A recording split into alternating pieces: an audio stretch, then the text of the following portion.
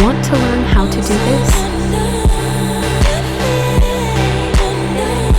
First, get your audio clip and background picture ready. Right-click and create a new black solid layer. In the Effects panel, add Audio Spectrum and follow these settings.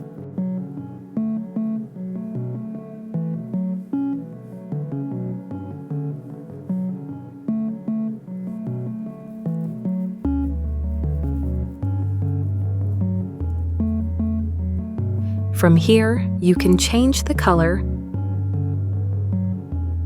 make it a rainbow gradient, flip the display side,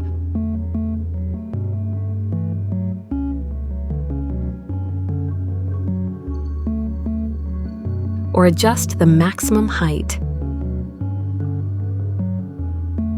For a circular spectrum, just add polar coordinates right below it. Tweak your audio spectrum's start and end points, and you're all set.